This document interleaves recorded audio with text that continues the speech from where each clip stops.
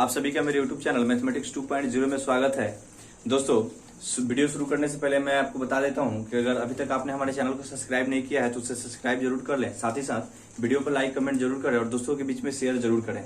जैसा कि दोस्तों, आज का जो हमारा जो टॉपिक है वह हम पोलिनोमियल्स अर्थात जो हमारा एनसीईआरटी का जो एक्सरसाइज होगा, देखिए बुक भी मेरे पास है एनसीईआरटी का, वह 2.1 होगा। अर्थात जो क्लास 9th के जो बच्चे हैं, जो क्लास 9th का बच्चे हैं, उनका सिलेबस चालू हो गया है।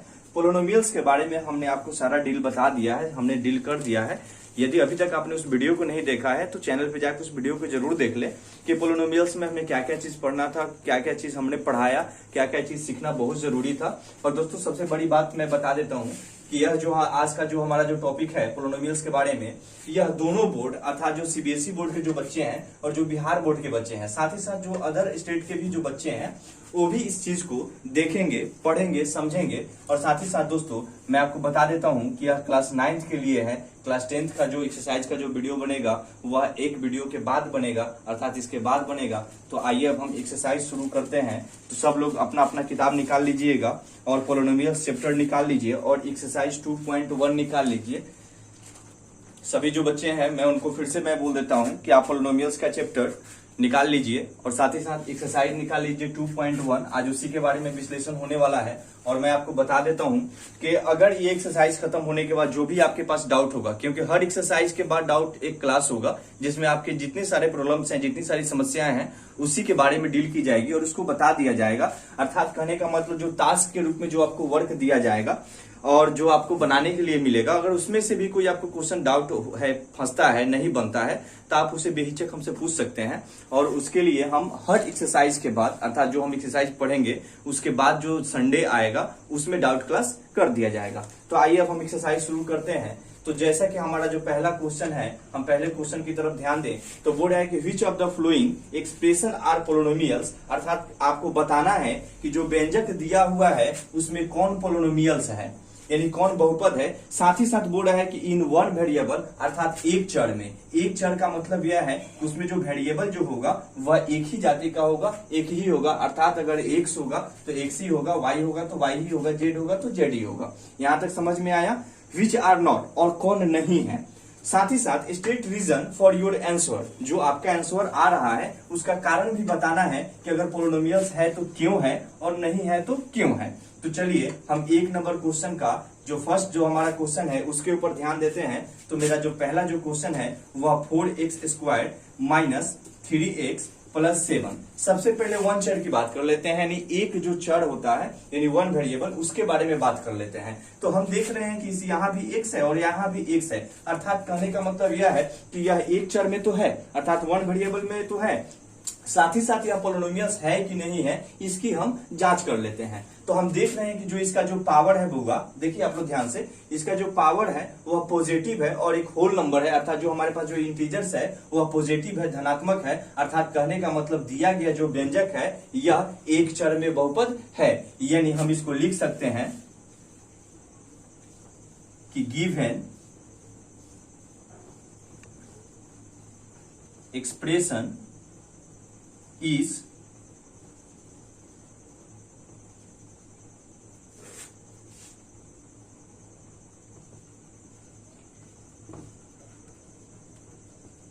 One variable polynomial. अर्थात यह एक चर में जो दिया गया जो हमारा व्यंजक है वह एक चर में पोलिनोमियल्स है, बहुपद है। क्यों है मैं आपको बता देता हूं क्यों। क्योंकि यहाँ पे जो हमारा x जो है इसका पावर जो 2 है, अर्थात जो 2 जो है वह पॉजिटिव है, पॉजिटिव इंटीजर्स है, अर्थात धनात्मक संख्या है। और कहने का मतलब हमने पढ़ा था पोलिनोमियल्स में कि पोलिनोमियल्स होने की क्या सबसे बड़ी जो बात है वह यही है कि जो पावर हो वह होल नंबर हो, अर्थात एक पूर्ण संख्या हो, साथ ही साथ वह निगेटिव नहीं हो, वो पॉजिटिव हो, और साथ ही साथ वह इरेशनल फॉर्म में नहीं हो। तो हम यहाँ पे देख रहे हैं कि जो हमारा जो चर x है उसका पावर 2 है और 2 जो है यह धनात्मक संख्या है, अर्थात यह +2 है। तो कहने का मतलब यह हुआ कि यह जो एक्सप्रेशन है, जो दिया गया जो व्यंजक है, यह एक चर में बहुपद हुआ। आगे की बात करें तो इसी में मैं कुछ वर्क के तौर पे आप लोगों को मैं इसमें छोड़ते जाऊंगा, कुछ टास्क के तौर पे आप लोगों को क्वेश्चन छोड़ते जाऊंगा ताकि आप लोग बनाइएगा। अदर क्वेश्चन की बात करें दोस्तों, हम जो 3 नंबर जो हमारा जो क्वेश्चन है, अर्थात जो 1 का 3 है, उसके ऊपर थोड़ा सा चर्चा कर लेते हैं तो यहाँ पे जो हमारा क्वेश्चन है वह under 3 under root T plus T under root 2 है। हम यहाँ पे देख रहे हैं कि जो हमारा जो ये जो वेरिएबल जो टर्म है यह रूट में है, और हमने कल ही पोलिनोमियल्स के जो जब हम पोलिनोमियल्स को डील कर रहे थे तो हमने बताया था कि अंडर रूट टी जो है यह तो एक इरेशनल नंबर हो ही गया, तो ये ऐसे ही पोलिनोमियल्स नहीं हुआ। साथ ही साथ दोस्तों यह एक परफेक्ट होल नंबर भी नहीं है, अर्थात ये पोलिनोमियल्स नहीं हुआ। अर्थात कहने का मतलब जो चर यानी जो टर्म हमारा जो वेरिएबल टर्म अगर रूट में होता है तो वह जो एक्सप्रेशन जो होता है वह जो व्यंजक होता है वह पोलिनोमियल्स नहीं होता है। अर्थात इसको लिख लेंगे कि नॉट पॉलिनोमियल। रीजन मैंने आपको बताया कि रीजन क्या है, रीजन यह है क्योंकि अंडर रूट जो टी है यह जो हमारा जो वेरिएबल जो टर्म है यह रूट में है, और रूट में होने के कारण यह एक होल नंबर नहीं हुआ, इसका पावर होल नंबर नहीं हुआ। साथ ही साथ जो इसका पावर आएगा, क्योंकि आप अंडर रूट टी को आप टी टू द पावर 1/2 लिख सकते हैं, और चूंकि 1/2 क्या है, होल नंबर नहीं है। साथ ही साथ यह जो हमारा जो इंटीजर्स जो यह हमारा है यह पूर्ण इंटीजर्स भी नहीं है, अर्थात यह इरेशनल फॉर्म में है। इस कंडीशन में हम इसको बोल सकते हैं कि यह जो हमारा दिया गया जो एक्सप्रेशन है यह पोलिनोमियल्स नहीं है, अर्थात बहुपद नहीं है। आगे की तरफ अगर दोस्तों मैं चर्चा करूं तो मैं सारा क्वेश्चन आप लोगों को नहीं बताऊंगा, क्योंकि टास्क के तौर पे भी कुछ क्वेश्चन होना चाहिए, तब आप लोग बनाइएगा। जब कोई रीजन फंसेगा तब, जैसे कि मैं मोटा मोटी जो नेक्स्ट हमारा जो क्वेश्चन है उसके ऊपर मैं चर्चा कर देता हूं। जैसे y + 2/y भी है, हम यहाँ पे देख रहे हैं वेरिएबल टर्म से ये डिवाइड हुआ है, यानी वेरिएबल टर्म जो है वो हमारे डिनोमिनेटर में है। अर्थात कहने का मतलब क्या है कि इसको जो हमारा जो ये वाला जो टर्म है इसको अगर लिखना होगा तो हम 2 × 1/y लिख सकते हैं। और चूंकि 1/y का मतलब कितना होता है, y टू द पावर -1, क्योंकि ये फ्रैक्शन में है। जब यह ऊपर जाएगा तो इसका पावर जो होगा वो माइनस में हो जाएगा। हमने जब इंडिसेस के बारे में हमने जब पढ़ाया था, आपको घातांक के बारे में जब हमने पढ़ाया था, पावर के बारे में, डिग्री के बारे में जब मैंने आपको विश्लेषण दिया था तो उसमें हर चीज बताया गया है। अगर आपने वो उस वीडियो को नहीं देखा है तो उस वीडियो को जरूर जाके देख लीजिए। तो आप अब इसका रीजन लिख दीजिएगा कि यह पोलिनोमियल्स क्यों नहीं हुआ। हम चाहेंगे कि आप जरूर, ठीक है ना, आप कमेंट बॉक्स में आप बताएं कि यह पोलिनोमियल्स क्यों नहीं है। मैं आपको मोटा मोटी बता दिया, मैंने आपका इसका कंडीशन बता दिया कि पावर क्या हो गया है, निगेटिव हो गया है, और यह फ्रैक्शनल फॉर्म में है, और यहां भी फ्रैक्शनल फॉर्म में है। चलिए आगे का हम विश्लेषण करते हैं। जो हमारा जो एक का जो लास्ट क्वेश्चन है, अर्थात जो 5 नंबर क्वेश्चन है, वह x टू द पावर 10 है plus y to the power 3 है plus t to the power 50 है। दोस्तों देखिए, यह जो है, यह जो व्यंजक जो है यह बहुपद तो है, पोलिनोमियल्स तो है, यह बहुपद है, पोलिनोमियल है, लेकिन यह वन वेरिएबल में नहीं है, अर्थात एक चर में नहीं है। क्यों? क्योंकि यहाँ पे x, y और t, चूंकि यह 3 अलग अलग प्रजाति के हैं, 3 अलग अलग जाति के हैं, अर्थात इसको लिख सकते हैं कि x, y एंड t। कहने का मतलब यह क्या हो गया कि यह पोलिनोमियल्स तो है लेकिन वन चर में पोलिनोमियल्स नहीं है। अर्थात कहने का मतलब यह है कि जो हमारा एक चर जो होता है, वन वेरिएबल होता है, वन वेरिएबल टर्म जिसमें सिर्फ x ही शामिल हो, या सिर्फ y ही रहे, या सिर्फ t ही रहे, लेकिन इसको हम बोलेंगे कि यह 3 टर्म्स पोलिनोमियल। अर्थात यह 3 पदों में और 3 अलग अलग जाति में यह क्या है, पोलिनोमियल्स है, अर्थात यह एक चर में पोलिनोमियल नहीं है। रीजन मैंने आपको बता दिया, क्यों? क्योंकि यहाँ पे x, y, z ये जो 3 जो आपको अलग अलग प्रकार की जो जातियां जो दिखाई दे रही हैं, ये सब वेरिएबल क्या है, अलग अलग हैं, कोई एक दूसरे से संपर्क नहीं रखते हैं। लेकिन याद रखिएगा यह पोलिनोमियल्स है, बहुपद तो है ही, क्योंकि सारा जो इसका पावर है वह पॉजिटिव में ही है। देख लीजिए, कोई निगेटिव में नहीं है, तो यह पोलिनोमियल्स तो हुआ, लेकिन यह एक चर में पोलिनोमियल नहीं हुआ, एक चर में पोलिनोमियल नहीं होगा, यह 3 चर में अर्थात 3 वेरिएबल्स टर्म में यह पोलिनोमियल्स होगा। आशा है दोस्तों आपको अच्छे से समझ में आ गया होगा। चलिए आगे का हम विश्लेषण करते हैं।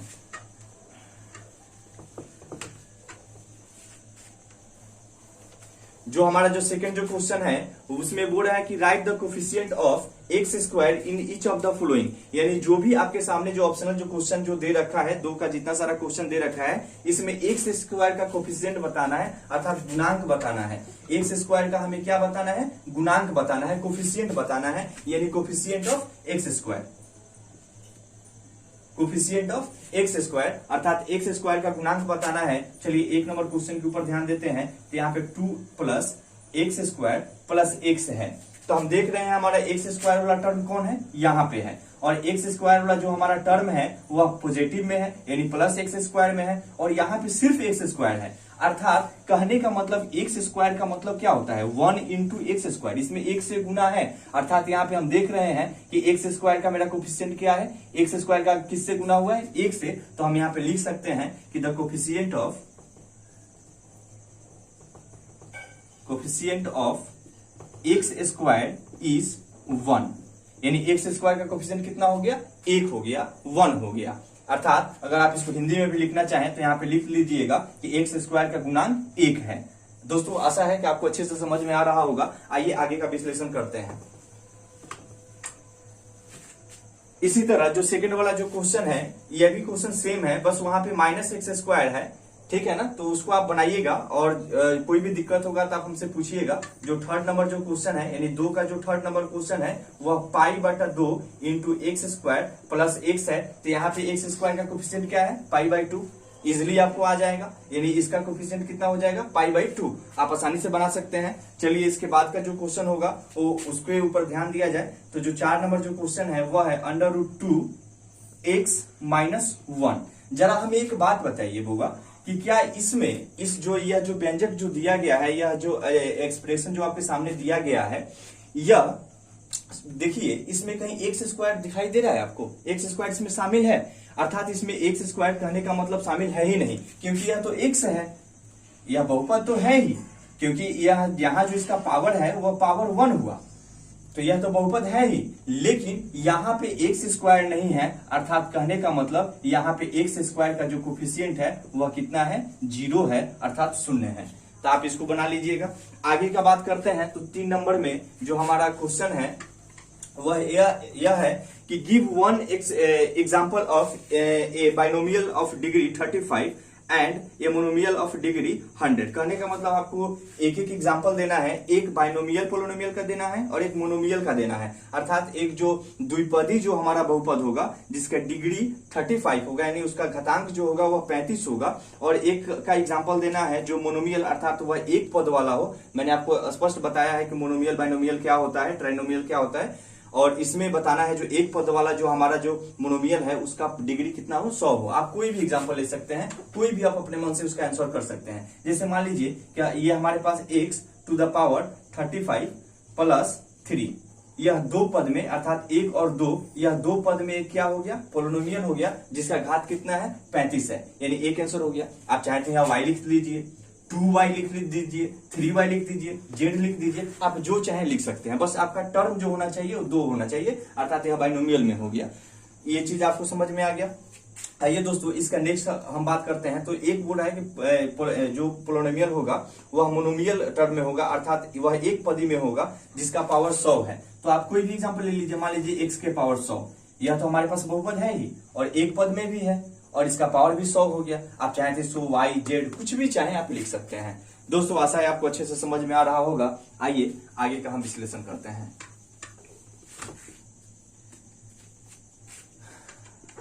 4 नंबर क्वेश्चन बोल रहा है कि right the degree of each of the following polynomials. जो पोलिनोमियल्स यानी जो बहुपद दे रखा है इसमें आपको घात लिखना है। तो मैंने आप लोगों को कल बताया था कि जो बहुपद का जो घात होता है, हम देखते हैं कि कौन से टर्म का, कौन से वेरिएबल पार्ट का सबसे बड़ा उसका डिग्री दे रखा है, यानी उसका घातांक जो दे रखा है वही घातांक उस बहुपद का घात हो जाता है। अर्थात 5x³ plus 4x² plus 7x। हम यहाँ पे देख रहे हैं यहाँ x का मान 1 है, यहाँ पे 2 है, यहाँ पे 3 है, अर्थात यह कितना है, सबसे ज्यादा है, क्योंकि 3 इसमें सबसे ज्यादा है, अर्थात इसका जो डिग्री हो जाएगा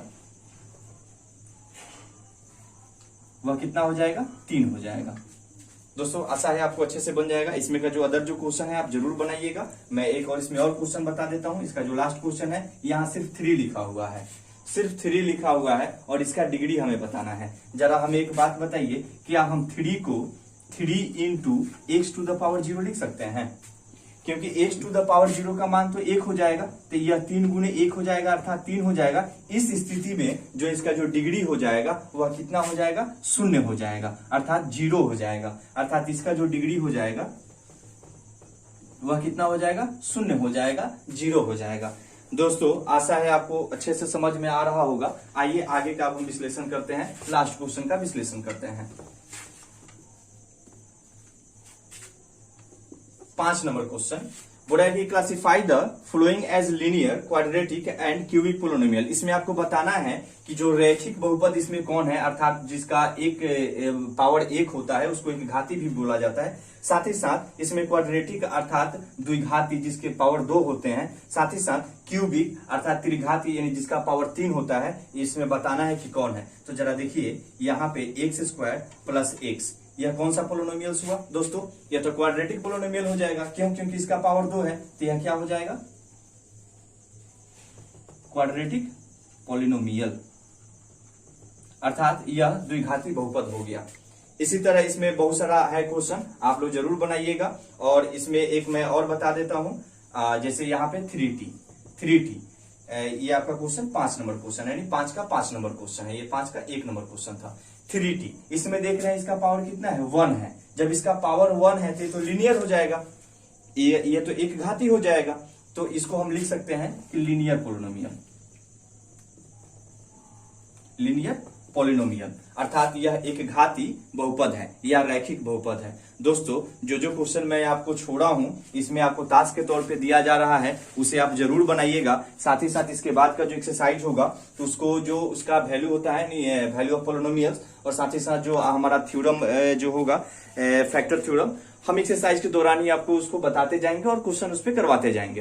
तो इसके बाद का जो एक्सरसाइज होगा वो नेक्स्ट वीडियो में हो जाएगा। और साथ ही साथ इसमें जो भी इसके अलावा आपको जो मैं क्वेश्चन टास्क के तौर पे मैं दिया हूं, मैं छोड़ा हूं, अगर उसमें अगर किसी प्रकार का कोई डाउट है तो आप जरूर हमसे पूछ लीजिएगा। मेरा जो नंबर है मैं आपको नंबर मैं फिर से दे देता हूं, 7543942684, यह मेरा व्हाट्सएप नंबर है। आप इस पे अपना प्रॉब्लम लिखकर, डाउट लिखकर आप हमें भेज सकते हैं। और मैं आपसे एक बात और बता देता हूं दोस्तों, सिर्फ एनसीईआरटी ही नहीं, अदर कोई भी प्राइवेट बुक जो आपके पास उपलब्ध है, किसी भी प्रकाशन का बुक अगर आपके पास उपलब्ध है और उससे अगर जो चैप्टर जो हमारा चल रहा है पोलिनोमियल्स, और उससे कोई भी रिलेटेड अगर आपके पास कोई डाउट है, कोई क्वेश्चन है, तो आप जरूर हमें बताइए, हम उसका विश्लेषण डाउट क्लास में जरूर कर देंगे। चलिए दोस्तों, आपका बहुत बहुत धन्यवाद।